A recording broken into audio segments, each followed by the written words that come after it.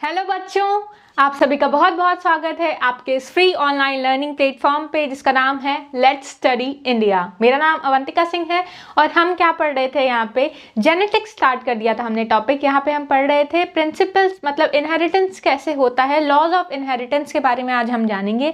इसके पहले हमने जेनेटिक्स क्या होता है ये जान लिया था और कुछ बेसिक्स टर्मिनोलॉजी क्या क्या यूज होती हैं वो हमने जान लिया था जेनेटिक्स में। चलिए स्टार्ट करते हैं आज का topic, laws of inheritance. Mendel जो थे, मेंडल कौन थे? फादर ऑफ जेनेटिक्स, जो कि मैंने आप लोगों को पहले ही बता दिया था। अगर याद नहीं आ रहा है तो फिर से फर्स्ट वीडियो मैं आपको रिकमेंड करूंगी देखने के लिए। तो उन्होंने लॉज दिए थे, उन्होंने बताया था कि इनहेरिटेंस क्या होता है, मतलब एक जनरेशन से दूसरे जनरेशन में कैरेक्टर के आना, कैरेक्टर का पास ऑन होना, उसी को बोलते हैं इनहेरिटेंस। तो इनहेरिटेंस के 3 लॉ दिए थे मेंडल ने। पहला लॉ जो था वो क्या था? Law of dominance. दूसरा लॉ क्या था? तो वो था लॉ ऑफ सेग्रीगेशन। और तीसरा लॉ था लॉ ऑफ इंडिपेंडेंट असॉर्टमेंट। इन्हीं तीनों लॉज के बारे में आज हम पढ़ेंगे। तो चलिए स्टार्ट करते हैं आपका टॉपिक। देखिए, इनहेरिटेंस ऑफ वन जीन, मतलब एक जीन के बारे में हम पढ़ रहे हैं, यानी एक कैरेक्टर के बारे में पढ़ रहे हैं। जब हम एक कैरेक्टर के बारे में, उसके क्रॉस के बारे में पढ़ते हैं तब इसी को बोलते हैं हम मोनो हाइब्रिड क्रॉस। हाइब्रिड क्या होता है वो मैंने आप लोगों को बता ही दिया है।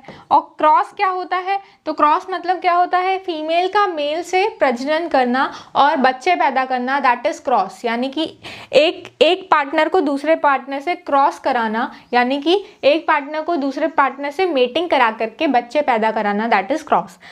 अब मोनो मतलब वन, बस एक कैरेक्टर को जब हम देखेंगे, यानी कि बस हाइट की बात कर रहे हैं, या फिर बस हम कलर की, प्लांट के कलर की बात कर रहे हैं, प्लांट के फ्लावर की कलर की बात कर रहे हैं, या फिर हम किसी भी एक कैरेक्टर की बात कर रहे हैं, सीड के शेप की बात कर रहे हैं, सीड के कलर की बात कर रहे हैं, जब भी हम एक कैरेक्टर को लेकर के चलेंगे तब उसे कहते हैं मोनो। मोनो मतलब वन। हाइब्रिड मतलब कि जो अलग अलग पेरेंट्स से मिलकर के जो बच्चा बनता है उसमें दोनों के कैरेक्टर आते हैं तो उसको हाइब्रिड बोलते हैं।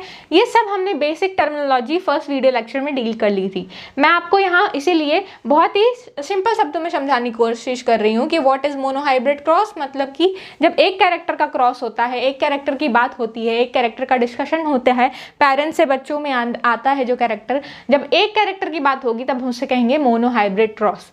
अब देखते हैं इस केस में, जैसे कि हम देख पा रहे हैं एक फ्लावर है। ये फ्लावर कैसा है? डोमिनेंट फ्लावर किस कलर का था वो हमने 7 कॉन्ट्रास्टिंग कलर्स में देख लिया था। डोमिनेंट फ्लावर पर्पल था, यानी कि वायलेट था। वायलेट जो होता है, इसके ये बता रहे हैं कि this is the petal. Petal किसको बोलते हैं? पंखड़ियों को। स्टिग्मा क्या है? फीमेल पार्ट का, मतलब फ्लावर के अंदर जो फीमेल पार्ट होता है उसको बोलते हैं स्टिग्मा, उसी का एक पार्ट है फीमेल का। देन एंथर मेल पार्ट है। स्टैमेन क्या होता है? अब देखिए, जब भी हम बात करते हैं कि ये क्या है, ये मेल पार्ट है। मेल पार्ट में ये जो ऊपर होता है ये दोनों, इसको बोलते हैं anther. Okay, and this is known as stamen. अब इन दोनों को मिला के ही हम क्या बोलते हैं? इसी को बोलते हैं मेल पार्ट, यानी कि क्या है ये? एंड्रीशियम है। Androecium is the male part. That carpel क्या है? ये भी एक फीमेल पार्ट का, ये फीमेल पार्ट होता है। ये तो मैम ने आपको बता रखा है, रिप्रोडक्शन अब पढ़ा रही होंगी तो रिप्रोडक्शन में मैम बताएंगी, रिप्रोडक्शन फ्लावरिंग प्लांट। तो इसमें मेल और फीमेल पार्ट्स के बारे में हमने ये डिस्कस किया होगा मैम ने कि कहाँ पे क्या होता है। यहाँ पे कुछ बेसिक टर्मिनोलॉजी का यूज होगा इसलिए मैंने बता दिया है कि क्या होता है। हम क्या करते हैं कि एक फीमेल पेरेंट लेते हैं, एक मेल पेरेंट लेते हैं। हमने बता दिया था कि फीमेल को ऐसे रिप्रेजेंट करते हैं प्लस के साथ, और मेल को कैसे रिप्रेजेंट करते हैं? With in sign of an ego. मतलब क्या है कि एक एरो के साथ रिप्रेजेंट करते हैं मेल को, फीमेल विद अ पॉजिटिव, क्योंकि फीमेल्स होती हैं पॉजिटिव। देखिए, पर्सनली मत लीजिएगा, यहाँ पे याद कराने की कोशिश कर रही हूँ। देखिए, this is the flower. Flower क्या होता है? फूल। ठीक है, फूल फीमेल, मतलब एक प्लांट का जो प्रजनन अंग होता है उसके फूलों में ही होता है। रिप्रोडक्टिव ऑर्गन इसका फ्लावर के अंदर होता है। ये फ्लावर एक है, किस कलर का है? ये पर्पल कलर का है। और दूसरा फ्लावर किस कलर का है? वाइट कलर का है। अब इसके अंदर ये प्लांट, जो ये फूल था वो हमने एक टॉल प्लांट से लिया। ओके, किससे लिया? टॉल प्लांट से। ये फूल हमने कहाँ से लिया है? ये हमने लिया है डॉर्फ प्लांट से, यानी कि बौने पौधे से। जब इन दोनों को क्रॉस करा के क्या कराते हैं हम? अब देखिए, इसके पास मेल फीमेल पार्ट दोनों है, ये इसी में क्रॉस कर जाता, इसी का पॉलन आकर के इसी का पॉलन जा करके इसी के स्टिग्मा पे लैंड करता, और क्या होता? पॉलन पिस्टिल इंटरेक्शन होता और बेबीज होते हैं, यानी कि सीड्स प्रोड्यूस होती। बट हम क्या कर रहे हैं यहाँ पे? हम कर रहे हैं इमैस्कुलेशन। इमैस्कुलेशन मतलब मैंने बता दिया था कि मस्कुलिन पार्ट को बाहर निकाल देना। इमैस्कुलेशन कर रहे हैं यानी एंथर को हम यहाँ से बाहर निकाल दे रहे हैं। पॉलेंस को बाहर निकाल देंगे तो इसके पास मेल पार्ट नहीं रहेगा और इससे क्या करेंगे, इसके मेल पार्ट को लेकर के हम इसके फीमेल पार्ट से मैच कराएंगे, यानी कि टॉल वैरायटी के फ्लावर के साथ हम डॉर्फ वैरायटी के फ्लावर को क्रॉस कराएंगे और क्या होंगे, बेबीज सारे कैसे हो जाएंगे, यानी कि फर्स्ट जनरेशन कैसी हो जाएगी, सारी की सारी टॉल हो जाएगी। कैसे होगी टॉल वो भी हम देखेंगे, कैसे टॉल हो जाएंगी सारी। अभी आप समझ लीजिए कि सारी की सारी कैसे होने वाली हैं, टॉल हो जाएंगी। अब मेंडल को समझ नहीं आया कि भाई सारे ही टॉल हो गए, बल्कि हमने एक डॉर्फ का लिया था, ऐसे कैसे हो गया। फिर इन्होंने जब रिसर्च की तब इनको पता चला कि यहाँ पे क्रॉस कैसे हो रहा है। तो दिस इज ये क्या है, देखिए पेरेंट्स मतलब क्या होता है, पेरेंट्स मतलब होता है कि हमारे माता पिता या फिर हमारे जन्मदाता। तो पेरेंट्स हैं ये, कैसे पेरेंट्स कैसे थे, एक था टॉल प्लांट और किससे क्रॉस कराया उसको, तो किससे क्रॉस कराया हमने, टॉल प्लांट को डॉर्फ प्लांट से, यानी बौने पौधे से। आप हाइट देख रहे होगे, ये छोटा पौधा है, ये लंबा पौधा है।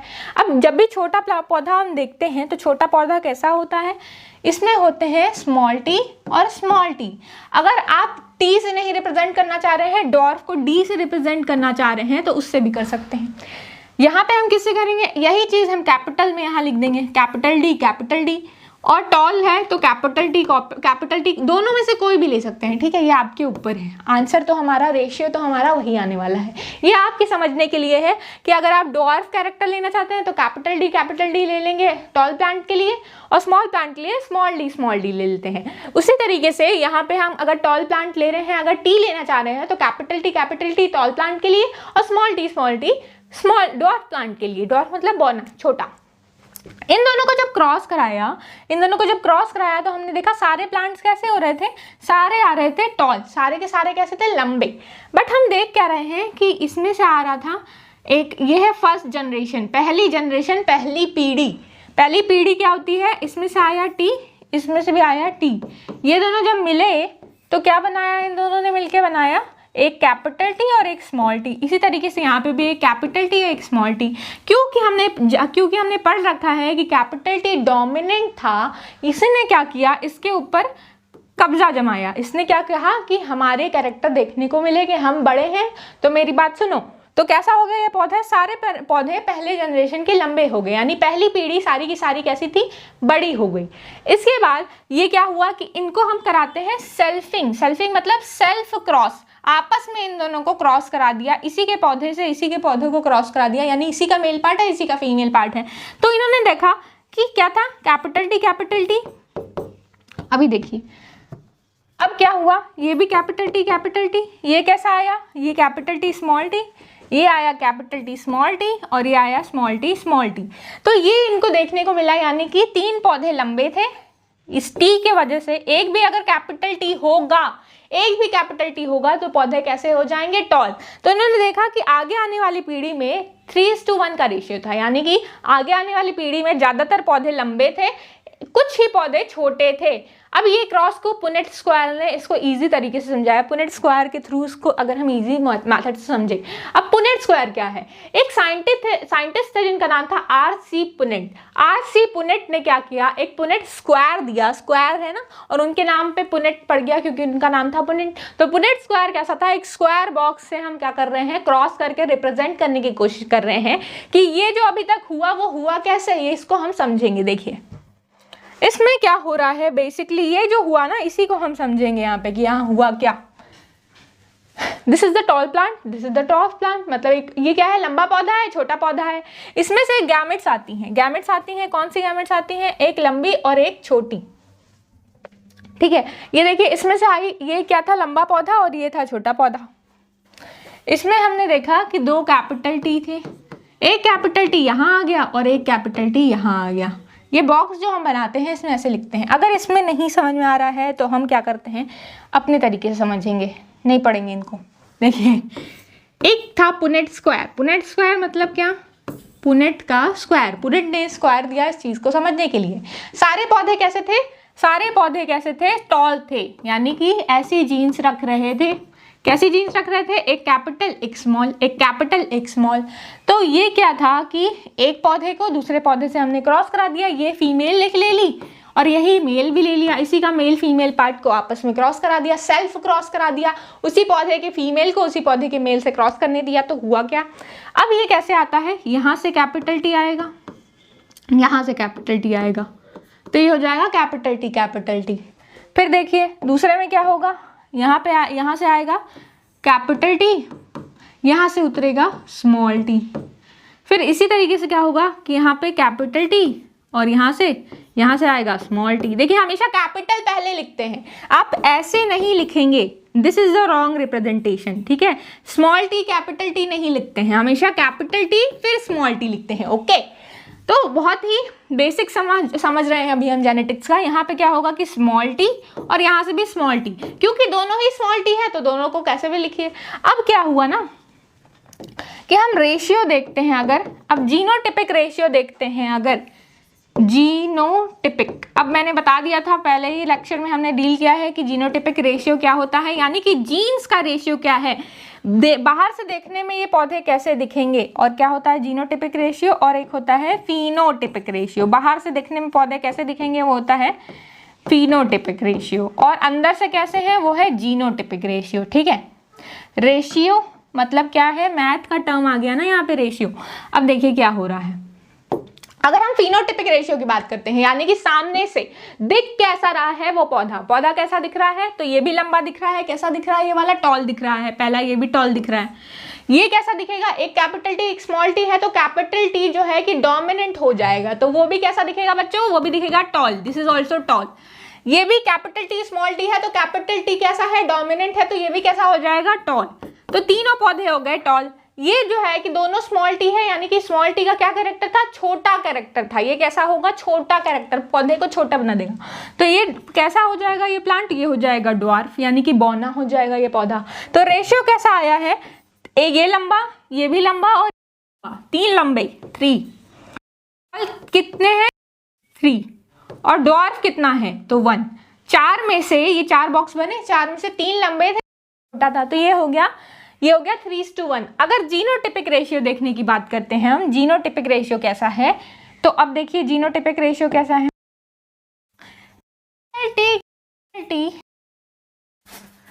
टिपिक रेशियो मतलब कैपिटल टी कितने हैं, कैपिटल टी स्मॉल टी कितना है, और स्मॉल टी कितना है। तो देखिए कैपिटल टी कितना है, एक ही है, तो 1। स्मॉल, एक कैपिटल एक स्मॉल कितना है, तो एक कैपिटल एक स्मॉल 2 है, ये कैपिटल स्मॉल ऐसे 2 हैं। फिर दोनों स्मॉल कैसे हैं, तो दोनों स्मॉल भी एक ही है, तो ये देखिए 4 में से क्या है, एक क्या है, दोनों स्मॉल और एक क्या है, मतलब 2 ऐसे हैं, तो 2:1 रेशियो आ जाएगा। 1:2:1 मतलब क्या हो गया, ये रेशियो हो गया जीनोटिपिक। जीन्स अंदर से कैसे दिख रही हैं, तो एक दोनों कैपिटल, 2 कैसी है, कैपिटल एक स्मॉल, और एक कैसी है, दोनों ही स्मॉल, तो इसी को बोलते हैं जीनोटिपिक रेशियो। अंदर से ये पौधा भले ही ये टॉल था, देखने में ये टॉल है, लेकिन अंदर से कैसा है, अंदर से ये कैसा है, एक कैपिटल एक स्मॉल है, तो ये रेशियो आ जाता है जीनोटिपिक 1:2:1, और फिनोटिपिक आ जाता है 3:1। This question is very important, ये पूछा जा सकता है आपसे कि रेशियो क्या है, और पूछते भी है क्वेश्चन कि फिनोटिपिक रेशियो क्या होगा, जीनोटिपिक रेशियो क्या होगा, किसमें होगा, लॉ ऑफ डोमिनेंस में। ये है लॉ ऑफ डोमिनेंस, यानी कि लॉ प्रभाविता का नियम। ये जो है, ये कैपिटल टी इसके ऊपर डोमिनेंट है। डोमिनेंट है मतलब वर्चस्व दिखा रहा है कि मेरी बात सुनो, इसी को बोलते हैं लॉ ऑफ डोमिनेंस। यानी कि कभी भी अगर ये जीन्स, कभी भी ये वाला इसके साथ प्रेजेंट हुआ तो किसकी चलेगी हमेशा कैपिटल वाले की। और जब कैपिटल की चलती है, जो कैपिटल लेटर में लिखा है, यानी कि उसी को बोलते हैं, जब किसी एक की चलती है, प्रेजेंट दोनों है, एक कैपिटल एक स्मॉल, लेकिन सुनी जब एक ही की बात जाती है तो इसी को बोलते हैं लॉ ऑफ डोमिनेंस, यानी कि प्रभाविता का नियम, ठीक है। और इसका रेशियो क्या है, तो इसका रेशियो है 1:2:1, और फिनोटिपिक रेशियो है 3:1। जीनोटिपिक रेशियो है 1:2:1, ठीक है, ये आपको याद रखना है। जीनोटिपिक पूछेगा तो जीनोटिपिक बताना है, फिनोटिपिक पूछेगा तो ये वाला बताना है। तो यही चीज यहाँ पे रिप्रेजेंट की जा रही है कि ये क्या था, सारे पौधे हो गए, अभी क्या था, ये भी टॉल था और ये डॉर्फ था, तो सारे हुए पहली पीढ़ी में हो गए लंबे। जब इनको देखा गया तो जनरेशन जनरेशन पहली पीढ़ी, F2 मतलब सेकेंड फीलियल जनरेशन यानी कि दूसरी पीढ़ी। ये कैसी थी? इसका रेशियो था 3:1 किसमें? फिनोटिपिक। और जीनोटिपिक क्या रेशियो था? 1:2:1 यानी कि जब कैपिटल टी और स्मॉल टी, कैपिटल टी और स्मॉल टी, अब कैपिटल स्मॉल क्या बोल रही हूं मैं कब से, देखिए अगर दोनों पौधे, अगर पौधा कैसे, देखिए 3 तरीके के पौधे होते हैं। कैसे होते हैं? 3 तरीके के। कौन कौन से? एक ऐसा जीनोटाइप रखता है, एक ऐसा जीनोटाइप रखता है, एक ऐसा जीनोटाइप रखता है। मतलब इसके जीन्स कैसे हैं? ये जो जीन्स है ना, ये कोड में भाषा समझती है। तो इसके कोड कैसा है, इसके अंदर जीन्स में कोड कैसा है? जीन्स कहाँ होती है? न्यूक्लियस के अंदर होती है। तो ये कैसी है? तो अगर ऐसी होगी तो पौधा दिखेगा कैसा? पौधा दिखेगा टॉल। टॉल मतलब लंबा। ये वाली जीन्स होगी तो भी पौधा कैसा दिखेगा? तो भी पौधा दिखेगा टॉल। ये वाली जीन्स होगी तो अगर दोनों ही छोटे हैं, दोनों ही छोटे हैं तो पौधा हो जाएगा डॉर्फ, बौना। और एक भी बड़ा है, अगर एक भी कैपिटल टी है तो पौधा हो जाएगा बड़ा। एक भी कैपिटल टी नहीं है तो पौधा तभी होगा छोटा। ठीक है, यही चीज मैं बता रही हूं। तो रेशियो आता है इन्हीं को। फिर जब ये बच्चे पैदा होते हैं, ये टॉल वाले, इन्हीं को हमने क्या किया? सेल्फ क्रॉस कराया। इनके क्या किए? बच्चे पैदा किए। मतलब जो फर्स्ट जनरेशन आई थी उनको क्या कराया? उनसे बच्चे कराए, तो ये इस रेशियो में आए। ठीक है, तो इसके बेसिस पे क्या हुआ? इन्होंने लॉ ऑफ डोमिनेंस दिया। लॉ ऑफ डोमिनेंस दिया इसी को। फिर लॉ ऑफ डोमिनेंस, अब इसका देखिए लॉ ऑफ डोमिनेंस क्या था? अकॉर्डिंग टू मेंडल, मेंडल कौन थे? तो फादर ऑफ जेनेटिक्स, जिन्होंने ये स्टडी की थी पूरी। तो इनका कहना था कि पहला लॉ इन्होंने दिया, पहला नियम दिया लॉ ऑफ डोमिनेंस, यानी कि प्रभाविता का नियम। एक पीढ़ी, मतलब एक जो जीन है वो दूसरे के ऊपर, एक एलील दूसरे एलील के ऊपर क्या है? भारी है, मतलब वो उसकी बात सुन रही है। तो इनका पहला स्टेटमेंट था कि इन्होंने क्या बोला था? जीन्स, जीन्स यानी क्या था? फैक्टर्स बोल रहे थे जीन्स को। इन्होंने जीन्स शब्द ना यूज करके क्या यूज किया था? फैक्टर्स की जगह, जीन्स की जगह फैक्टर्स टर्म यूज किया था। Characteristics control by discrete units called factors. इन्होंने कहा कि कोई भी कैरेक्टर जो है, कोई भी लक्षण जो है वो किसके द्वारा कंट्रोल होता है? तो वो जीन्स के द्वारा कंट्रोल होता है। हमारे अंदर कोई भी लक्षण है, हम ऐसे दिख रहे हैं, हम लंबे हैं, छोटे हैं, काले हैं, गोरे हैं, बाल का रंग ऐसा क्यों है, आंखों का रंग ऐसा क्यों है, ये सारे कैरेक्टर्स कैसे, कौन डिसाइड करता है? तो ये सारे कैरेक्टर्स एक सेल के न्यूक्लियस के अंदर जीन्स में होता है। ठीक है, उसके जीन्स में होता है। तो यही जीन्स क्या होती है? इन्हीं को मेंडल ने जीन्स शब्द यूज करके फैक्टर यूज किया था, क्योंकि उस समय इस शब्द का मतलब इस शब्द को यूज नहीं किया जाता था। तो इन्होंने कहा कि कोई ऐसी चीज है जिसके पास क्या है, कि उसके पास वही कंट्रोल करता है इन सब चीजों को। तो इन्होंने उसका नाम दिया था फैक्टर्स। फिर इन्होंने कहा कि फैक्टर्स अकेले नहीं होते हैं, फैक्टर्स हमेशा पेयर में होते हैं। जैसे कि हम देख रहे थे कि फैक्टर्स के हमेशा पेयर में थे, पेयर मतलब जोड़े में थे। और इन्हीं फैक्टर्स को हमने किस नाम से जाना? एलील। ये 2 एलील हैं। ठीक है, एक क्या है? एक एलील है कैपिटल टी, एक एलील है स्मॉल टी। तो ये है एलील्स। ये कैसे हो सकती हैं? ऐसे प्रेजेंट भी हो सकती हैं, ऐसे भी हो सकती हैं, या फिर ऐसे भी हो सकती हैं। तो एक जीन के लिए एक पेयर के लिए, एक फैक्टर के लिए 2 पेयर होते हैं। मतलब एक फैक्टर के लिए एक पेयर होता है। एक पेयर मतलब एक जोड़ा। जोड़ा कौन था? एक कैपिटल, एक स्मॉल। अब अगर यही कलर की बात होती तो एक होता वाई, एक होता स्मॉल वाई। ठीक है, तो ये होते हैं एलील्स। देन इन्होंने, इनकी तीसरी क्या थी स्टेटमेंट? कि in a dissimilar pair of factors, dissimilar pairs of factor, one member of the pair dominate. मतलब अगर अलग अलग है। डिसिमिलर मतलब अगर अलग अलग है, यानी कि ये इससे अलग है, ठीक है, या फिर ये इससे अलग है, ये कैपिटल है, एक स्मॉल है। अगर डिसिमिलर है तो क्या होगा? जो डोमिनेट करता है वो होता है डोमिनेंट, और जो सुन लेता है चुपचाप बात वो होता है रेसेसिव। तो इन्होंने कहा जब भी दो अलग अलग कैपिटल एक स्मॉल, एक कैपिटल एक स्मॉल, 2 अलग अलग डिसिमिलर पेयर होंगे तो जिसकी बात सुनी जाएगी, जिसके कैरेक्टर्स देखने को मिलेंगे वो होता है डोमिनेंट, और जिसके कैरेक्टर छुप जाएंगे वो होता है रेसेसिव। रेसेसिव किसको बोलते हैं? जो कम देखने को मिले, या फिर जब तक ये अपने पेयर के साथ स्मॉल ना प्रेजेंट हो तब तक अपना कैरेक्टर दिखा ही ना पाए। ये कैपिटल टी अगर रहेगा तो डोमिनेंट मतलब कि तब भी पेड़ लंबा होगा। एक कैपिटल एक स्मॉल रहेगा तो भी पेड़ कैसा होगा, लंबा होगा। लेकिन अगर ये स्मॉल टी अपने पेड़ के साथ हुआ, स्मॉल टी, तभी ये क्या होगा, छोटा होगा। तो ये था लॉ ऑफ डोमिनेंस। फिर देखते हैं टेस्ट क्रॉस क्या होता है। टेस्ट क्रॉस करना क्या होता है, मेंडल ने टेस्ट क्रॉस का निर्माण क्यों किया, क्या उनको जरूरत पड़ गई टेस्ट क्रॉस की। टेस्ट क्रॉस मतलब होता है कि टेस्ट करना, किसी भी चीज का पता लगाना। टेस्ट क्रॉस मतलब किसी भी चीज का पता लगाना। क्या पता करना है, किस चीज का टेस्ट करना है। यहाँ पे हमको जानना है कि बाहर से तो हम देख रहे हैं कि पौधा कैसे है, पौधा है बड़ा, मतलब बाहर से हमको देखने को समझ में आ रहा है कि पौधा है बड़ा लंबा, लेकिन अंदर से कौन सी वाली जीन है इसके पास, ये वाली जीन है इसके पास, मतलब कि ये वाली जीन है इसके पास कि ये वाली जीन है इसके पास। ये भी पौधा लंबा होगा, ये पौधा भी लंबा होगा। अब हम कैसे जानेंगे कि इसके अंदर कौन सा जीन था। मेंडल को कैसे पता चला कि इसमें से कौन सा जीन है उसके पास, कैसे उन्होंने रेशियो निकाल दिया, कैसे उनको समझ में आया कि ये 1:2:1 होगा। उनको तो तीनों पौधे बाहर से लंबे ही दिख रहे होंगे, इन्होंने कैसे रेशियो दे दिया कि 2 ऐसे हैं और 1 ऐसा है, ये कैसे बता दिया इन्होंने। तो यही चीज यहाँ पे जानेंगे कि उन्होंने ये कैसे बताया। तो उन्होंने टेस्ट क्रॉस करके चेक किया। टेस्ट क्रॉस करना मतलब कि उस मतलब पता करना जीनोटाइप, कि ये वाला जीनोटाइप है कि ये वाला जीनोटाइप है। अगर डोमिनेंट कैरेक्टर दिख रहा है तो कौन सा जीनोटाइप है वो पता करने के लिए टेस्ट क्रॉस का यूज किया गया। तो देखिए फॉर एग्जाम्पल यहाँ पे हमने क्या लिया हुआ है, हमने लिया है फ्लावर के कलर को। फ्लावर का कलर जो होता है ये 2 कलर का होता है, एक होता है वायलेट और एक होता है व्हाइट।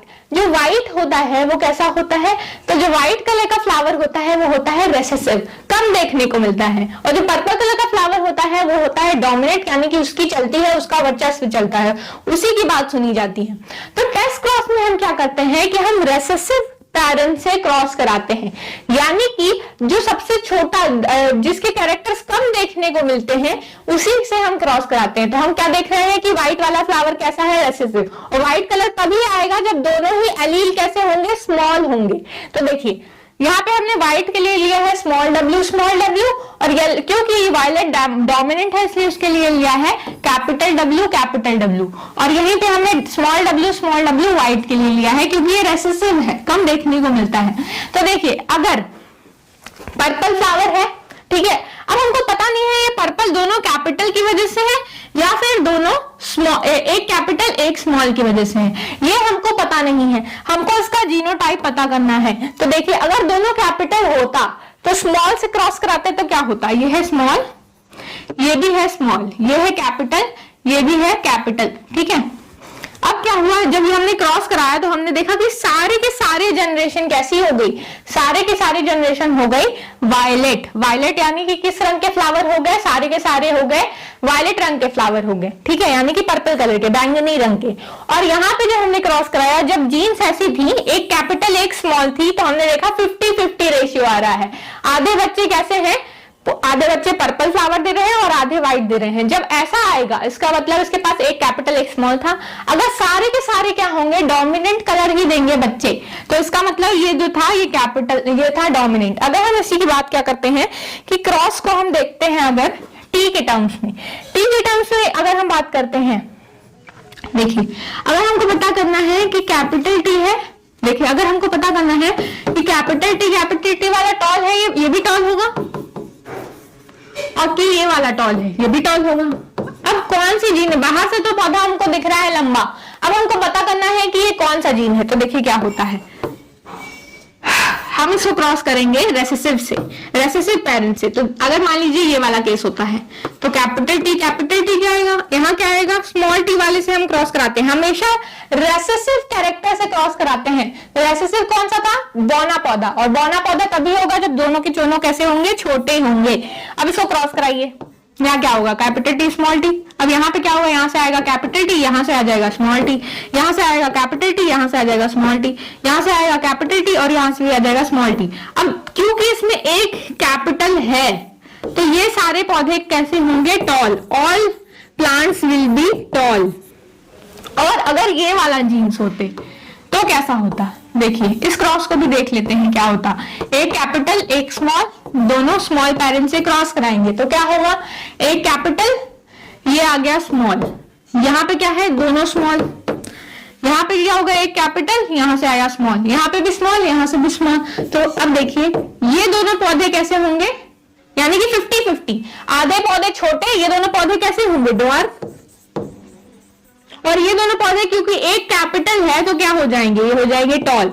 तो जब 50-50 रेशियो आए, आगे आने वाली पीढ़ी 50-50 आए, आधे बड़े आधे छोटे, इसका मतलब कि ये क्या था, इसके पेरेंट्स ने क्या था कि इसके पेरेंट्स ने धांधली थी। धांधली थी कहने का मतलब कि इनका जीनोटाइप जो था एक कैपिटल एक स्मॉल वाला था।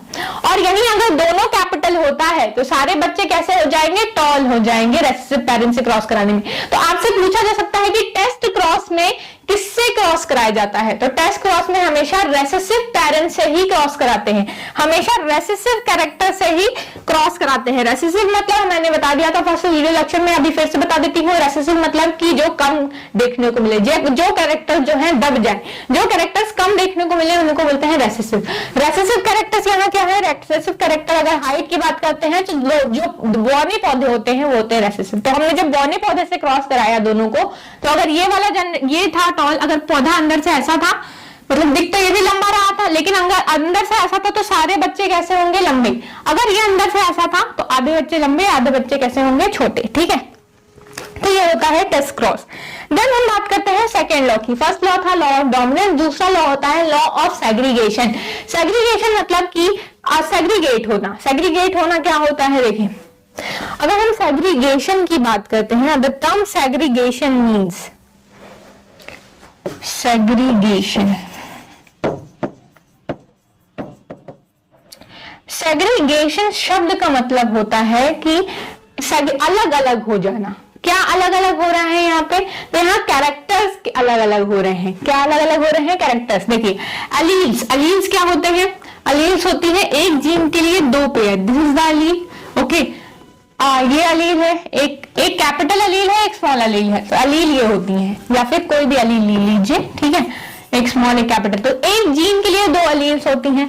ये ब्लेंडिंग नहीं शो करती है, यानी ब्लेंड नहीं होती, मिलती नहीं है। अगले जनरेशन में ये वापस से आ जाती हैं। अगर पहली जनरेशन में ये कैरेक्टर्स हैं और पहली जनरेशन में मतलब पेरेंट्स में अगर ये कैरेक्टर्स हैं तो पहली जनरेशन में भले ना आए, लेकिन अगली जनरेशन में, दूसरी पीढ़ी में, यानी कि अगर दादा दादी हैं तो भले मम्मी पापा में उनके कैरेक्टर्स नहीं आए, लेकिन आगे आने वाली पीढ़ी में आ सकते हैं। मतलब मम्मी पापा के जो बच्चे होंगे, उनके नाती पोता, वो कैसे हो जाएंगे, उनके में वो कैरेक्टर्स आ सकते हैं, वो दिख सकते हैं। इसी को बोलते हैं लॉ ऑफ सेग्रीगेशन, यानी कि जो एलील्स हैं एक दूसरे से अलग रहती हैं, सेग्रीगेटेड रहती हैं, इंडिपेंडेंट रहती हैं, अलग अलग सेग्रीगेट हो जाती है, अलग अलग हो जाती है। सेग्रीगेशन का मतलब होता है कि अगर ये है, अगर ये कैरेक्टर है तो इसकी अलील, इसकी गैमेट अलग हो जाएगी और इसकी गैमेट अलग हो जाएगी। ठीक है, अगर ये कैरेक्टर होता तो इसमें भी क्या होता, ये जीन्स जो है एक अलग हो जाती, ये अलग हो जाती, ये दूसरे बच्चे में जाती, ये दूसरे बच्चे में जाएगी, ये दूसरे बच्चे के अंदर जाएगी, ये दूसरे बच्चे के अंदर जाएगी। तो इसी को बोलते हैं सेग्रीगेशन। ये जो जीन्स हैं वो अलील के फॉर्म में अलग अलग हो जाती हैं और अलग अलग बच्चों में जाती हैं। इसी को बोलते हैं लॉ ऑफ सेग्रीगेशन। मतलब ब्लेंडिंग नहीं होती है, कोई ब्लेंडिंग नहीं होती है। जैसे ब्लेंडिंग करते हैं ना, ब्लेंडिंग कहाँ करते हैं, आप मिक्सी में हर सब्जी डाल दी, सब ब्लेंड हो गई, सब एक दूसरे में मिल गई, फिर आपको सबका टेस्ट आ रहा है। आपने क्या किया, गाजर मूली सब एक साथ पीस दी, उसके साथ पालक भी डाल दिया और आप क्या कर रहे हो, पी रहे हो, उसमें तो सबका टेस्ट आएगा आपको। उसी को बोलते हैं ब्लेंडिंग। लेकिन यहाँ ब्लेंडिंग नहीं होती है, ऐसा नहीं होता है कि ब्लेंड हो गए कैरेक्टर्स। ठीक है, तो ब्लेंडिंग नहीं होती है। ये मेंडल ने कहा था। ये किसने कहा था, ये कहा था मेंडल ने। देखिए इन्होंने क्या कहा सिंपल टर्म्स में, इन्होंने कहा कि अगर फर्स्ट जनरेशन कैसी होगी, अगर फर्स्ट जनरेशन पेरेंट की जनरेशन एक क्या है, पहला बच्चा कैसा है, एक बच्चा मतलब पेरेंट्स कैसे हैं, एक है टॉल एक है स्मॉल। तो पहली जनरेशन जो थी ये है, मान लो दादा दादी है। ठीक है, फॉर एग्जाम्पल ये क्या है, ग्रैंड पेरेंट्स, हमारे ग्रैंड पेरेंट्स। ग्रैंड पेरेंट्स कैसे थे, तो पेरेंट्स कैसे थे, दादाजी कैसे थे, लंबे टॉल। दादी जी कैसी थी, छोटी बौनी थी, ठीक है, दादाजी लंबे थे बहुत और दादी जी बहुत छोटी थी। लेकिन उनके आने वाले बच्चे कैसे थे, तो आगे आने वाले बच्चे यानी मम्मी पापा जो हमारे थे, यानी कि पापा हमारे थे या बुआ हमारी थी, वो कैसे हो गए, वो सारे के सारे हो गए लंबे, ठीक है, लंबे हो गए सारे के सारे। अब अगर मान लो हमारे पापा लंबे हो गए, इन दोनों दादा दादी ने क्या किया, पापा कैसे हो गए लंबे, अब मम्मी भी हमारी लंबी हुई तो मतलब ये मम्मी के भी मम्मी पापा कैसे थे, तो नाना जी लंबे थे और नानी जी छोटी थी, तो इनके अंदर जीन्स कैसे आने वाले हैं, ऐसे। तो हमने देखा कि उनके बच्चे जो है, अब इनके कैसे हुए, मम्मी पापा के बच्चे 4 बच्चे हुए, तो उन्होंने देखा 3 बच्चे तो लंबे हो गए, लेकिन एक बच्चा कैसा हो गया, बौना, छोटा। इसका मतलब कि ये जो कैरेक्टर था हमारी दादी का, वो कैरेक्टर आया, लेकिन पहले जनरेशन नहीं आकर के कहां आया, बाद में आया। इसी को हम कहते हैं लॉ ऑफ सेग्रीगेशन। अगर ये जीन अलग नहीं हुई होती और दबा दी गई होती तो ये किसी आगे आने वाली पीढ़ी में आती ही नहीं, बट आई ना। हमने क्या देखा, पहली जनरेशन में नहीं आकर के ये दूसरे जनरेशन में अगली आने वाली पीढ़ी में आई, तो इसका मतलब कि ब्लेंडिंग नहीं हुई थी, ये कैरेक्टर जो था वो अलग था और बाद में ये अपने आप को, जैसे ही इसको मौका मिला इसने अपने रंग दिखा दिए, जैसे ही इसको मौका मिला ये कैसा हो गया, इसकी आगे आने वाली पीढ़ी कैसी हो गई, छोटी हो गई। इसी को बोलते हैं लॉ ऑफ सेग्रीगेशन, यानी कि ये जीन जो हम देख पा रहे हैं कि एक जीन जो है वो दूसरे से इंडिपेंडेंट है। इंडिपेंडेंट कहने का मतलब अगर हम बात करते हैं सिंपल शब्दों में, देख लेते हैं क्या कह रही हूं मैं। ये क्या है, अगर हम इसको क्रॉस कराना चाह रहे हैं, ठीक है, इस 2 कैरेक्टर को अगर हम क्रॉस कराना चाह रहे हैं, तो ये जो देखेंगे ये पेरेंट्स से अलील बनेगी। एक अलील कैसे बनेगी, ऐसी, एक अलील कैसे बनेगी, ऐसी, एक अलील कैसे बनेगी, ऐसी, और एक अलील कैसे बनेगी, ऐसी। अब ये देखिए, ये अगर क्या होगा, टी और टी, है ना, ऐसे ही लिखेंगे पुनेट स्क्वायर में अगर लिखते हैं तो, और ये कैसा हो जाएगा, कैपिटल टी और इधर से भी कैपिटल टी। तो ये जो कैरेक्टर है, ये जो कैरेक्टर है ये कहां से आया, अब ये देख रहे हैं आप, एक बच्चे में ये कैरेक्टर गया, दूसरे बच्चे में ये वाला जाएगा, तो इसका मतलब कि ये अलील इससे अलग हो गई। ये अलील, ये नहीं कि दोनों ही एक बच्चे में गई, एक दूसरे बच्चे में गई, एक दूसरे बच्चे में जाएगी, ठीक है, ये दूसरे बच्चे में जाएगी, फिर ये दूसरे बच्चे में जाएगी। इस तरीके से ये एक दूसरे से अलग हो जाते हैं, इसी को बोलते हैं लॉ ऑफ सेग्रीगेशन। ये दोनों साथ में थे बट गैमेट्स में ये अलग हो गए, मतलब इससे 2 स्पर्म बन जाएंगे, एक स्पर्म बन जाएगा ये, एक स्पर्म बन जाएगा ये। देखिए ड्राइंग बड़ी खराब है। स्पर्म कैसा हो जाएगा, ये एक जो अंडा है माँ का ऐसा बनेगा और दूसरा अंडा बन जाएगा ये। तो ये क्या है, इससे जो है इस स्पर्म से अलग बच्चा बनेगा, इससे अलग बनेगा। तो ये जो गैमेट्स हैं वो अलग अलग हो जाते हैं, यानी कि एलील्स अलग अलग हो जाती है। इसी को बोलते हैं law of segregation. Law of segregation मतलब कि एलील्स जो है ब्लेंडिंग नहीं शो करती है। F1 जनरेशन में अगर वो कैरेक्टर्स नहीं दिखे तो F2 में रिकवर हो जाते हैं, मतलब F2 जनरेशन में वो कैरेक्टर देखने को मिलते हैं। यही बताता है हमको कि F1 जनरेशन जो है वो F1 जनरेशन में जो कैरेक्टर आए वो F2 में दिखे। इसका मतलब कि ये दोनों अलील एक दूसरे से इंडिपेंडेंट थी। ये दोनों अलील जो थी वो क्या थी, अलग अलग सेग्रीगेट होंगी, अलग अलग हो जाए। सेग्रीगेशन मतलब अलग अलग हो जाना। ये जो दोनों अलील थी टी वो एक बच्चे में एक टी है और दूसरे बच्चे में दूसरा टी जाएगा। That is known as law of segregation. अब हम देखते हैं कि अभी तक तो हम पढ़ रहे थे लॉ ऑफ सेग्रीगेशन। ये मेंडल साहब ने कहा था कि ऐसा होता है, अलग हो जाते हैं, लेकिन इनकम्प्लीट डोमिनेंस हमें बताता है कि ये लॉ सच नहीं है। ये लॉ जो है लॉ ऑफ डोमिनेंस का क्या है, एक्सेप्शन है। मतलब लॉ ऑफ सेग्रीगेशन तो सही है, लेकिन लॉ ऑफ डोमिनेंस क्या है, लॉ ऑफ डोमिनेंस क्या है कि इसमें एक्सेप्शन देखा जाता है। एक्सेप्शन मतलब क्या होता है, मतलब इसमें कुछ अलग, ऐसे एक्सेप्शन मतलब होता है कि इसके ऐसा नहीं है कि वो लॉ एकदम सही है, पूरे वर्ल्ड वाइड उसको माना जाता है, ऐसा नहीं है। कहीं कहीं हमको दिखता है कि इसका एक्सेप्शन भी है, मतलब कहीं कहीं ये केस गलत भी पाया गया। कहाँ गलत पाया गया, तो इनकम्प्लीट डोमिनेंस हमको मतलब कहाँ देखने को मिला, तो हमको देखने को मिला ये मिराबिलिस जलापा। इनकम्प्लीट डोमिनेंस जो लॉ है ना, ये लॉ किसने बताया था, ये मेंडल ने नहीं बताया था। किसने बताया था इनकम्प्लीट डोमिनेंस के बारे में, इसको बताया था कार्ल कॉरेंस ने। So this questions can be asked कि किसने लॉ इनकम्प्लीट डोमिनेंस बताया, तो कार्ल कॉरेंस ने इसकी स्टडी की थी। किसने की थी, तो इन्होंने 2 फ्लावर, ये देखिए इसके क्या एक्सेप्शन मिलते हैं, एक है मिराबिलिस जलापा, इसी को हम 4 o'clock फ्लावर भी बोलते हैं। 4 o'clock फ्लावर क्यों बोलते हैं इसको? क्योंकि ये 4 बजे के बाद ही हम देखते हैं, मतलब शाम ढलने के बाद ही ये क्या होता है, खिलता है। तो लोग क्या कहते हैं कि अगले दिन की आशा में खिलता है रात को। तो ये क्या होता है, अपना जो ओपन होता है ये फ्लावर 4 बजे के बाद होता है, इसीलिए इसको 4 o'clock फ्लावर भी बोलते हैं। मिराबिलिस जुलापा, ये है मिराबिलिस जुलापा। ठीक है, अब देख पा रहे हैं मिराबिलिस जुलापा कैसे फ्लावर है इसके, पिंक और येलो टाइप में फ्लावर है। और antirrhinum, antirrhinum मेजस, this is the genus, species क्या है इसकी, मेजस। आपकी बुक में नहीं दिया है क्या है, बट एंटीराइनम दिया है। एंटीराइनम मेजस की जो स्पीशीज है इसको हम डॉग फ्लावर भी बोलते हैं या फिर स्नैप ड्रैगन बोलते हैं। जिस जो एग्जांपल आपकी बुक में दिया हुआ है ये फ्लावर है, देखिए आप कैसा फ्लावर है कि पिंक और व्हाइट कलर का और रेड कलर का है। ठीक है, तो इस तरीके से हम देखते हैं कि एंटीराइनम, इसी को क्या बोलते हैं, डॉग फ्लावर के नाम से भी जानते हैं या स्नैप ड्रैगन के नाम से भी इसको जानते हैं। अब एंटीराइनम मेजस, इनमें क्या देखा गया कि इनकम्प्लीट डोमिनेंस देखी गई। इनकम्प्लीट डोमिनेंस का क्या मतलब होता है कि डोमिनेंट और रेसेसिव कैरेक्टर, मतलब जो डोमिनेंट कैरेक्टर है वो रेसेसिव के ऊपर भारी नहीं पड़ता, मतलब कि पूरा कैरेक्टर उसके ऊपर नहीं दिखा पाता। जैसे अभी अब तक हम क्या देख रहे थे, अभी तक हम जो कैरेक्टर्स देख रहे थे कि अगर ये वाले जो जीन्स थे तो ये इसके ऊपर क्या था, डोमिनेंट था। बट अब हम क्या देखेंगे कि ये डोमिनेंस नहीं शो कर पा रहा है।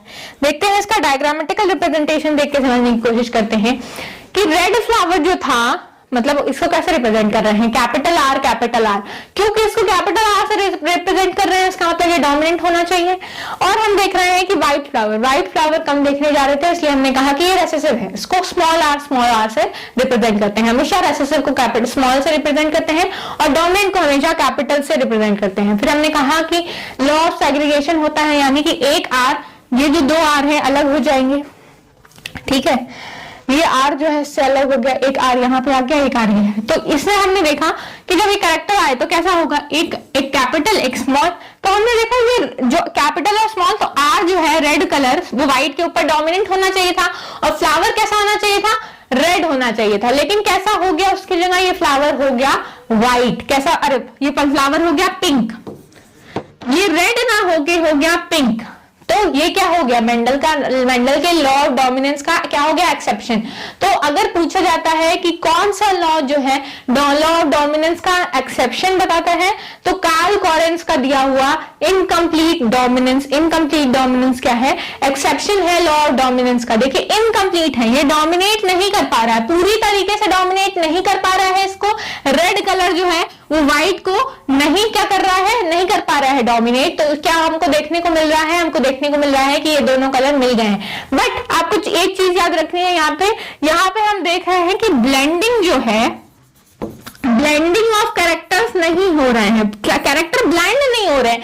क्यों ब्लेंड नहीं हो रहे हैं, क्योंकि हमको ये जो पीढ़ी थी जो रेसेसिव थी वो हमको अगले पीढ़ी में देखने को मिलती है। हमारे जो ग्रैंडसन होंगे, जो बच्चे होंगे, जो बच्चों के बच्चे होने वाले, यानी दादा दादी के बच्चे सारे कैसे हो गए, पिंक। लेकिन उसके आगे आने वाली पीढ़ी हमने देखा कि व्हाइट कलर वापस से आ गया, ये रेड कलर वापस से आ गया। तो ये क्या हुआ, ब्लेंडिंग नहीं हुई। इसका मतलब ये कैरेक्टर्स वापस से हमको देखने को मिलते हैं, तो ब्लेंडिंग नहीं हो रही है। ठीक है, यानी कि लॉ ऑफ सेग्रीगेशन तो फॉलो हो रहा है लेकिन लॉ ऑफ डोमिनेंस फॉलो नहीं हो रहा है। यानी कि ये red R, capital R is not dominating over small are.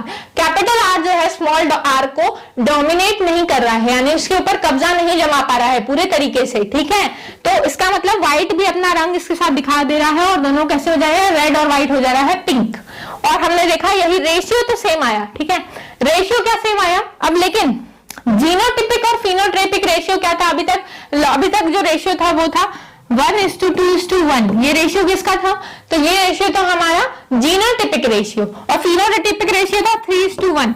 But अगर हम यहां देखेंगे तो हमारा जीनोटिपिक और फिनोटाइपिक रेशियो दोनों ही रेशियो क्या हो जाएगा, 1:2:1। यानी कि एक फ्लावर क्या होगा, रेड 1, रेड फ्लावर कितने हैं, एक फ्लावर कैसा है, व्हाइट, तो व्हाइट फ्लावर कितना है 1, पिंक फ्लावर कैसे हैं 2।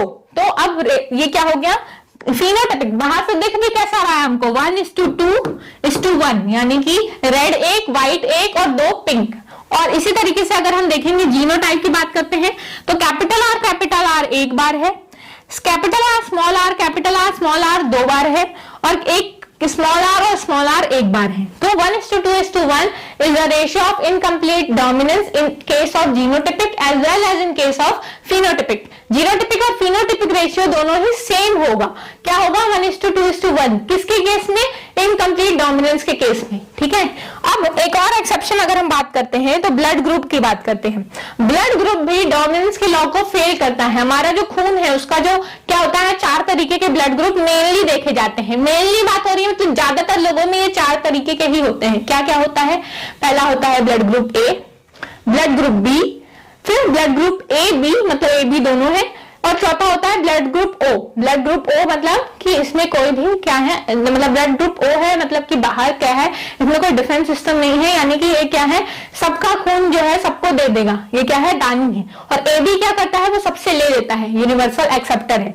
ए बी क्या है, यूनिवर्सल एक्सेप्टर, और ओ क्या है, यूनिवर्सल डोनर। ठीक है, अब देखिए यहाँ पे हो क्या रहा है, ये एक्सेप्शन है किसका, लॉ ऑफ डोमिनेंस का। दूसरा एक्सेप्शन है को डोमिनेंस। अभी हम पढ़ रहे थे इनकम्प्लीट डोमिनेंस और ये है को डोमिनेंस। मैंने देखा है बच्चों को बहुत कंफ्यूज होते हैं कि इनकम्प्लीट डोमिनेंस और को डोमिनेंस में क्या अंतर है, तो वही हम आज जानेंगे कि क्या होता है।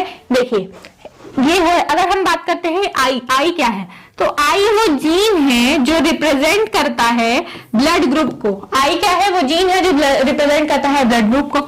अगर आई ए है, देखिए पेरेंट 1 यानी कि मान लीजिए क्या है, फीमेल, पेरेंट 2 मान लीजिए क्या है, फादर, ये है मदर, ये है फादर। ठीक है, अगर मदर का खून है ए, मदर का ब्लड ग्रुप क्या है ए, और बच्चे का मतलब फादर का ब्लड ग्रुप है ए, तो बच्चे का ब्लड ग्रुप क्या होगा, बच्चे का ब्लड ग्रुप भी ऑब्वियस सी बात है कैसा हो जाएगा, आई ए मदर का और आई ए फादर का, यानी कि ब्लड ग्रुप कैसा हो जाएगा, ए। यहां तक समझ में आई बात? तो बोलो मैम आप को डोमिनेंस पढ़ा रही थी, क्या बता रही हैं? बता रही हूँ भाई आराम से। ठीक है, अब मदर का ब्लड ग्रुप कैसा है, ए, फादर का ब्लड ग्रुप कैसा है, बी। अकॉर्डिंग टू मेंडल साहब के अकॉर्डिंग क्या था कि इन दोनों में से कोई एक ही क्या करेगा, डोमिनेट करेगा, और उसी का हमको क्या देखना चाहिए, कैरेक्टर्स। लेकिन हम क्या देख रहे हैं कि ये दोनों ही आ गए, ए भी आ गया और बी भी आ गया, मदर का ए और फादर का बी, और ब्लड ग्रुप कैसा हो गया, ए बी। मतलब ए और बी दोनों क्या है कि दोस्त बन गए। वो क्या बोल रहा है, हम भी आधा रंग दिखाएंगे और तुम भी आधा रंग दिखाओ। दोस्ती में क्या होता है, दोनों की चलती है ना, इक्वल। दोस्ती में क्या होता है, जितना क्या एक दोस्त बोलता है उतना ही दूसरा दोस्त भी बोलता है, एक दोस्त जितना गुस्सा करता है दूसरा भी गुस्सा करता है। तो ये क्या होता है, दोनों ही एक दूसरे का जितना प्यार करते हैं दूसरा वाला दोस्त भी उसको उतना प्यार करता है। तो उसी तरीके से ए बी क्या होते हैं, ए बी ब्लड ग्रुप क्या होता है, को डोमिनेंट, मतलब दोनों ही डोमिनेट करेंगे, दोनों ही को मतलब दोनों ही डोमिनेट करेंगे। इनकम्प्लीट डोमिनेंस मतलब ना ही रेड अपना रंग दिखा पा रहा था, ना ही व्हाइट अपना रंग दिखा पा रहा था, और वो ना ही जो फ्लावर था वो कैसा था, रेड था, ना ही वो फ्लावर कैसा था, व्हाइट था। फ्लावर कैसा हो गया, वो फ्लावर हो गया था व्हाइट, पिंक। ठीक है, और अगर जैसे इसके, ये तो हम बात कर रहे थे स्नैप ड्रैगन फ्लावर की, अगर यही हम बात करते हैं कि वो फ्लावर जो इसके पहले हमने एग्जांपल देखा था, यानी कि 4 o'clock फ्लावर, तो 4 o'clock फ्लावर में क्या होता है कि रेड, और कैसा होता है, रेड फ्लावर भी होता है, और कैसा होता है, हमारा हम देख रहे थे कि कौन कौन सा फ्लावर था, सॉरी एक पिंक फ्लावर भी होता है, और कैसा होता है, व्हाइट फ्लावर। ठीक है, तो उसमें हम क्या देख रहे थे कि आगे आने वाली जनरेशन येलो हो जा रही थी। तो इसमें क्या हुआ कि ना ही एक फ्लावर था, ना ही एक फ्लावर का कलर आया, ना ही दूसरे का आया, यानी कि जैसे कि हम देख रहे थे स्नैपड्रैगन में, ना ही पूरे तरीके से व्हाइट अपना कलर दिखा पाया, ना ही रेड दिखा पाया, और कैसा हो गया, पिंक हो गया। तो यहाँ पे हम देख रहे हैं कि दोनों ही अपना रंग दिखा पा रहे हैं, ए भी अपना कलर जो है कि कैरेक्टर दिखा रहा है और बी भी अपना कैरेक्टर दिखा रहा है, तो उसको बोलते हैं को डोमिनेंस। तो आई होप आपको डिफरेंस क्लियर हो गया होगा। को डोमिनेंस मतलब दोनों अपना रंग दिखाएंगे, और इनकम्प्लीट डोमिनेंस मतलब दोनों ही नहीं दिखा पाएंगे। ठीक है, और तीसरा कैरेक्टर आ जाएगा, तो होता है इनकम्प्लीट डोमिनेंस। अब देखिए, अगर मदर होंगी ए और फादर कैसे होंगे, आई। अब स्मॉल आई से क्या रिप्रेजेंट करते हैं, अगर स्मॉल आई है इसका मतलब ब्लड ग्रुप है ओ, ब्लड ग्रुप ओ से क्या होता है, ब्लड ग्रुप ओ को स्मॉल आई से डिनोट करते हैं। तो यहाँ पे हम देखते हैं कि इस केस में हम देखते हैं कि क्या होता है, हम लॉ ऑफ डोमिनेंस यहाँ पे फॉलो हो रहा है, यानी कि ए जो है आई के ऊपर डोमिनेट करेगा, और ब्लड ग्रुप कैसा हो जाएगा, मदर का आया है आई ए और फादर का आया है ओ। अब बच्चा जो ओ ब्लड ग्रुप है वो होता है रेसेसिव, वो क्या होता है, उसकी चलती नहीं है। तो अब पता ही है कि मम्मी के आगे पापा की चलती नहीं है, तो उसी तरीके से ब्लड ग्रुप क्या हो गया यहाँ पे ए। ठीक है, अब अगर मदर होंगी बी और फादर होंगे ए, ठीक है, अभी क्या थी यहाँ पे हम देख रहे थे कि मदर ए थी, यहाँ पे मदर बी है, मतलब ये स्वैप हो गया है कैरेक्टर।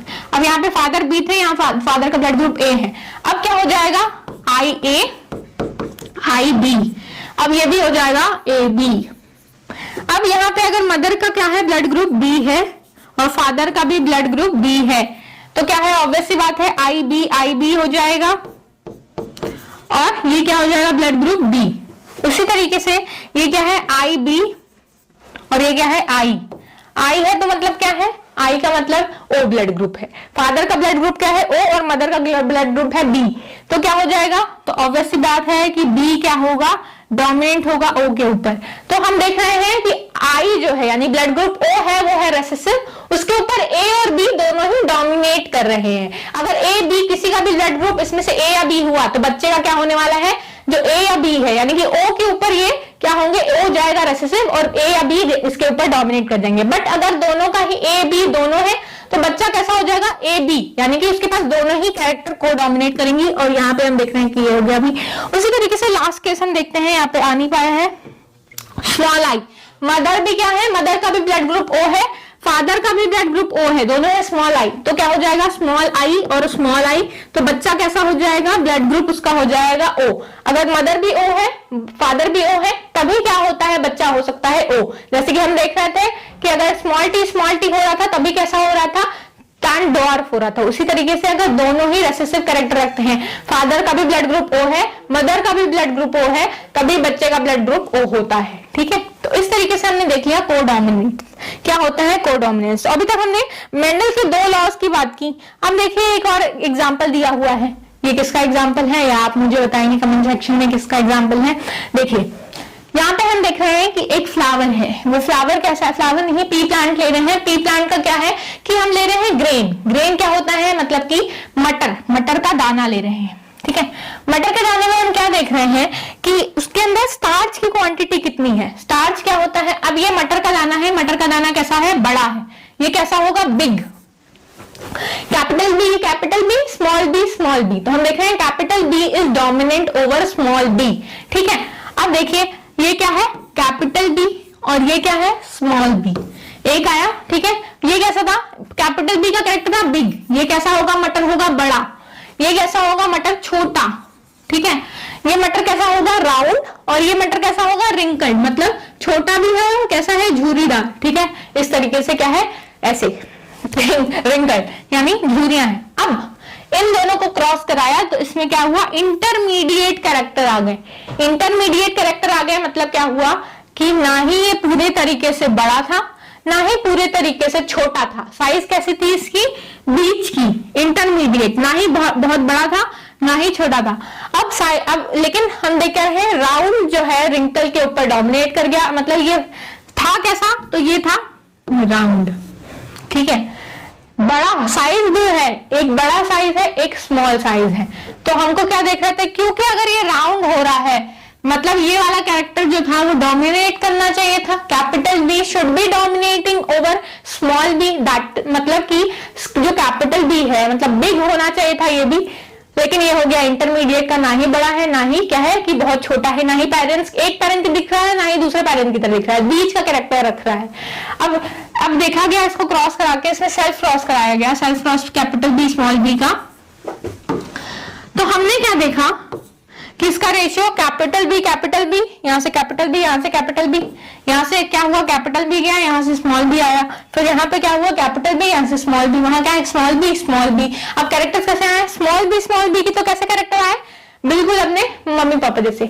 कैपिटल बी के भी कैरेक्टर कैसे आए, बिल्कुल मम्मी पापा जैसे, यानी कि राउंड, बिग और राउंड, और इसके कैरेक्टर कैसे आए हैं, स्मॉल और रिंकल्ड। बट ये दोनों जो है इंटरमीडिएट जो है, इसके साइज कैसा आया, ऐसा, यानी कि ना ही बहुत बड़ा है ना ही बहुत छोटा है। तो ये कौन सा लॉ को रिप्रेजेंट कर रहा है, ठीक है, तो ये क्या है, ये किसका एक्सेप्शन है, लॉ ऑफ डोमिनेंस का एक्सेप्शन है। आप मुझे कमेंट बॉक्स में आंसर देंगे कि क्या ये कोडोमिनेंस है। इसका आंसर मैं नेक्स्ट वीडियो में आपको बताऊंगी, आप मुझे अभी तक कमेंट बॉक्स में बताएंगे कोडोमिनेंस है या फिर ये इनकम्प्लीट डोमिनेंस है, इन्हीं दोनों में से कौन सा है। ठीक है। सी की इनकम्प्लीट डोमिनेंस है। देख रहे हैं आप क्या हो रहा है कि ना ही एक कैरेक्टर अच्छे से दिख पा रहा है, ना ही दूसरा कैरेक्टर अच्छे से दिख पा रहा है, दोनों ही क्या है, दोनों का मिल करके कैरेक्टर आ रहा है। तो ये कौन सा कैरेक्टर है, यानी कि ना ही बहुत बड़ा है इसका ग्रेन, ना ही बहुत छोटा है, बीच का साइज इसने अपना लिया है। तो ये कौन सा लॉ का एक्सेप्शन है, लॉ ऑफ डोमिनेंस का एक्सेप्शन है, कोर डोमिनेंस है कि इसमें इनकम्प्लीट डोमिनेंस है, ये आपको मुझे बताना होगा। देन चलते हैं थर्ड लॉ की ओर। थर्ड लॉ क्या था, मेंडल का थर्ड लॉ था लॉ ऑफ इंडिपेंडेंट असॉर्टमेंट, यानी कि लॉ ऑफ इंडिपेंडेंट असॉर्टमेंट पे हम देखते हैं दो कैरेक्टर को। अभी तक हम पढ़ रहे थे यानी कि लॉ ऑफ सेग्रीगेशन और लॉ ऑफ डोमिनेंस हम किससे पढ़ रहे थे, तो वो बताया जा रहा था हमें मोनो हाइब्रिड क्रॉस के द्वारा। यानी कि अभी तक हम एक कैरेक्टर को पढ़ रहे थे, एक लक्षण की स्टडी कर रहे थे, अब हम पढ़ेंगे दो कैरेक्टर्स को। दो कैरेक्टर्स कौन कौन से हैं, तो यहां हम देखेंगे सीड की साइज क्या है, साथ साथ हम देखेंगे कि सीड का कलर क्या है। दो कैरेक्टर को हम स्टडी करेंगे। जब दो कैरेक्टर को स्टडी करेंगे तो इसी को बोलते हैं डाई हाइब्रिड क्रॉस। तो थर्ड लॉ किसके ऊपर बेस्ड है, थर्ड लॉ बेस्ड है डाई हाइब्रिड क्रॉस के ऊपर। डाई मतलब दो, डाई मींस दो, हाइब्रिड मतलब कि जो दो पीढ़ी से दो अलग अलग कैरेक्टर रख रहा है, मम्मी और पापा दोनों के कैरेक्टर रख रहा है, दैट इज हाइब्रिड। क्रॉस मतलब हम करा रहे हैं क्रॉसिंग, मेटिंग यानी फर्टिलाइजेशन, दैट इज क्रॉस। दो कैरेक्टर को हम एक साथ स्टडी करते हैं तो उसको बोलते हैं डाई हाइब्रिड क्रॉस। जब एक कैरेक्टर की स्टडी करते हैं तो उसको बोलते हैं मोनो हाइब्रिड क्रॉस। यानी कि अभी तक हम क्या देख रहे थे, या तो हम हाइट की बात कर रहे थे, या तो हम कलर की बात कर ले रहे थे, या एक ही चीज की बात हो रही थी। ठीक है, अभी हम देखेंगे कि हम दो चीज की बात कर रहे हैं, यानी राउंड मतलब हम शेप की भी बात कर रहे हैं, साथ साथ येलो यानी कि हम सीड के कलर की भी बात कर रहे हैं। यहां हम देख रहे हैं कि रिंकल्ड और ग्रीन, यानी कि हम क्या देख रहे हैं कि सीड के कलर की भी बात हो रही है ग्रीन, और सीड के शेप की भी बात हो रही है रिंकल्ड। तो दो कैरेक्टर का जब हम बात करते हैं तो डाई हाइब्रिड क्रॉस बोलते हैं। तो थर्ड लॉ किसके द्वारा, थर्ड लॉ मेंडल का दिया गया था लॉ ऑफ इंडिपेंडेंट असॉर्टमेंट, जिसमें लॉ ये क्या बता रहा था कि एक कैरेक्टर, डाई मतलब दो, तो एक कैरेक्टर दूसरे से क्या हो रहा है, एकदम ही इनहेरिट नहीं हो रहा था। मतलब इनहेरिटेंस जब दो जीन में देखा गया तो बिल्कुल क्या था, इंडिपेंडेंट थे। एक कैरेक्टर दूसरे से बिल्कुल ही इंडिपेंडेंट था। क्या था, बिल्कुल इंडिपेंडेंट। इंडिपेंडेंट कहने का मतलब कि ये इसके ऊपर निर्भर नहीं कर रहा था, बिल्कुल दोनों आजाद थे।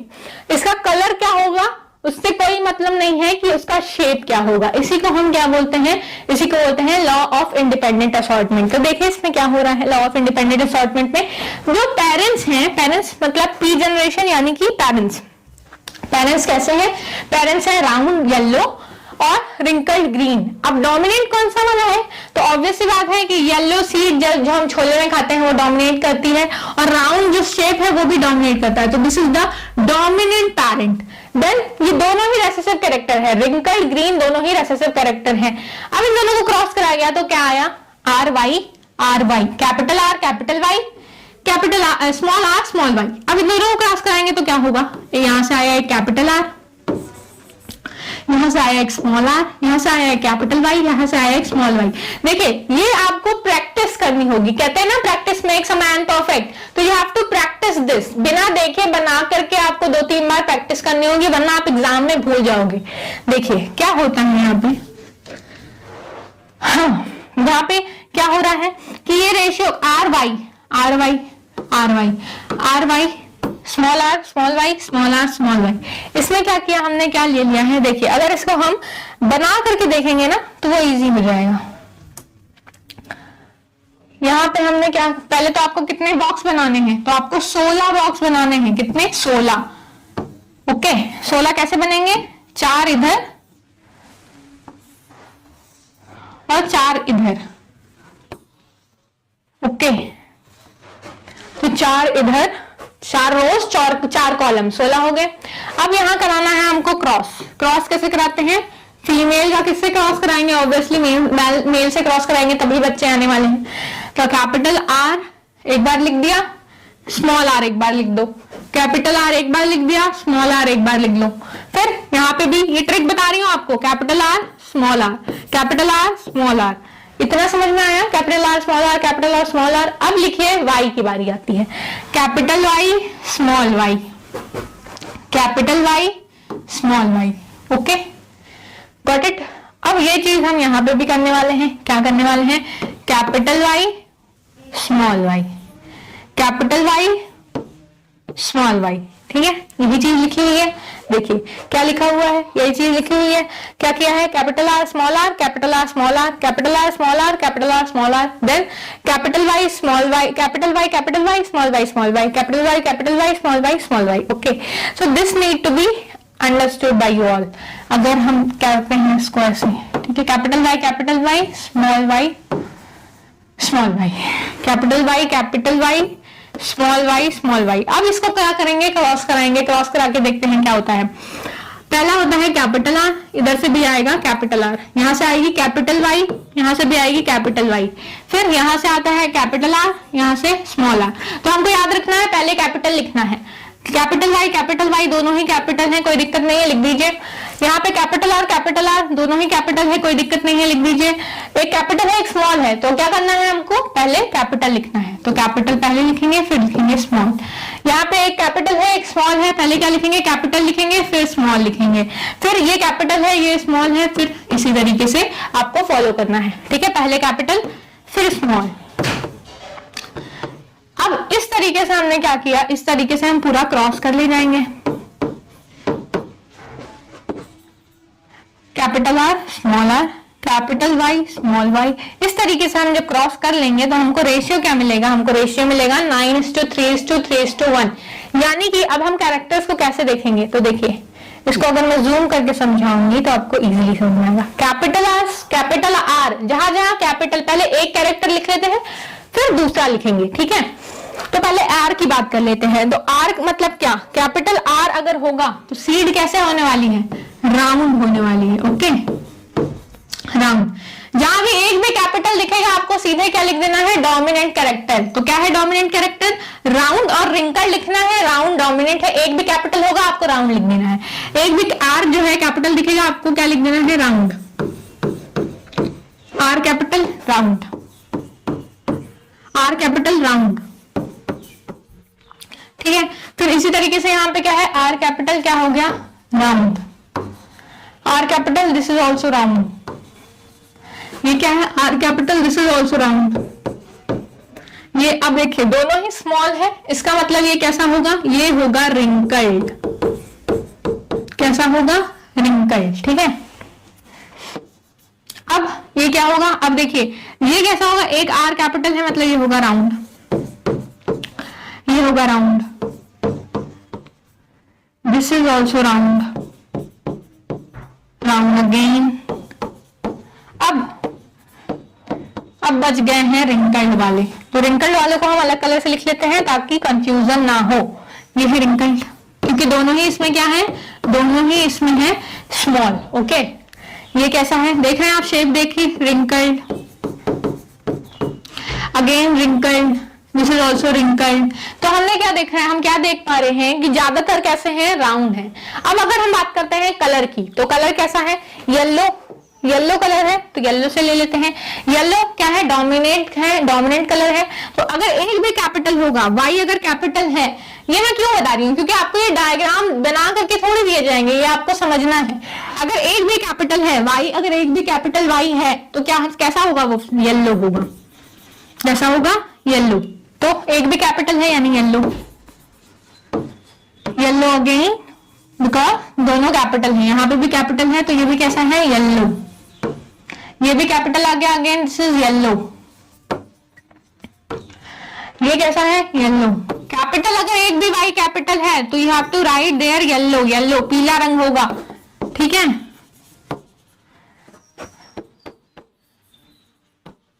अब ये जितने बच गए देखिए, this is also yellow, this is also yellow.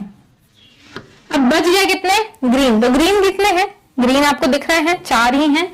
देखिए दोनों ही अगर स्मॉल वाई है तो इसका मतलब क्या होगा, ये ग्रीन होगा। दोनों ही स्मॉल वाई है, इसका मतलब कैसा होगा, ये ग्रीन होगा। दोनों ही स्मॉल वाई है, इसका मतलब ग्रीन होगा, ये अगेन ग्रीन होगा, ठीक है। तो हम रेशियो देख रहे हैं 9:3:1 का। 9:3:1 रेशियो कैसे आया, हम बात करते हैं अगर कैसे, अगर राउंड और कैसा, येलो। तो राउंड और येलो कितने हैं, राउंड और येलो कितने हैं, 4, ये 5, 6, 7, 8, 9, ठीक है, तो कितने हैं 9। राउंड और येलो कितने हैं 9। फिर अगर हम बात करते हैं रिंकल्ड येलो की, तो रिंकल्ड येलो कितने हैं, रिंकल्ड येलो कितने हैं 3। कौन कौन से हैं, एक रिंकल्ड येलो ये हो गया, ठीक है, एक रिंकल्ड येलो ये हो गया, एक रिंकल्ड येलो ये हो गया, तो 3। देन अगर हम बात करते हैं अगेन राउंड, कलर चेंज कर देते हैं। देखिए क्या है, अगर हम बात करते हैं राउंड और क्या येलो की, राउंड येलो कितने हैं, तो round yellow again 3 round yellow है, ये है round yellow 3। Then the last one is की रिंकल्ड और ग्रीन कौन सा है, तो रिंकल्ड और ग्रीन जो है, रिंकल्ड और ग्रीन ये कितने हैं, ये बस एक ही है, बस इकलौता रिंकल्ड ग्रीन यही है। तो रेशियो कितना आ गया, हम देख रहे हैं 9:3:3:1। ये देख रहे हैं आप राउंड और येलो, तो पेरेंट्स कैसे थे, अगर हम देख रहे हैं पेरेंट्स कैसे थे, पेरेंट्स भी था राउंड और येलो, तो एक पेरेंट, ये भी कैरेक्टर है रिंकल्ड ग्रीन, तो एक पेरेंट कैसा था ऐसा, तो पेरेंट जो थे वो ऐसे थे, तो ये आया है पेरेंट्स का कैरेक्टर। और दो जो है हम देख रहे हैं रिंकल के साथ येलो आ गया है और राउंड के साथ येलो आ गया, तो ये जो है ये क्या हो गया है, ये रिकॉम्बिनेशन हो गया है। अभी लिंकेज और रिकॉम्बिनेशन हम पढ़ेंगे, तो ये क्या हो गए हैं, ये पेरेंट्स ऐसे नहीं है, ये पेरेंट्स से कैरेक्टर अलग शो कर रहे हैं। तो रेशियो कितना आया अभी तक हमारा, तो 9:3:3:1 this is the ratio. Okay, और ये कौन सा रेशियो है, ये तो ये है जीनोटिपिक रेशियो। ठीक है, जीनोटिपिक रेशियो किसको बोलते हैं, जो अंदर से कैरेक्टर हो, अंदर से कैसा दिख रहा है, सॉरी फिनोटिपिक रेशियो, फिनोटिपिक मतलब बाहर से कैसा दिख रहा है, और जीनोटिपिक रेशियो क्या होगा, तो ये है जीनोटिपिक रेशियो 1:2:1:2:4:2:1:1:2, ठीक है, 1:1। तो ये रेशियो हो गया हमारा जीनोटिपिक रेशियो, और ये क्या है फिनोटिपिक रेशियो। जीनोटिपिक रेशियो अभी आपको जानने की जरूरत नहीं है, that is not important for you, आपको याद रखना है फिनोटिपिक रेशियो। तो लॉ ऑफ इंडिपेंडेंट असॉर्टमेंट का रेशियो क्या है, 9:3:3:1, दिस इज द रेशियो। ठीक है, इसी के साथ मैं आज का टॉपिक यहीं पे खत्म करूंगी, मिलते हैं नेक्स्ट वीडियो में, जो ये टॉपिक हम आगे का कंप्लीट करेंगे। ठीक है, थैंक यू वेरी मच।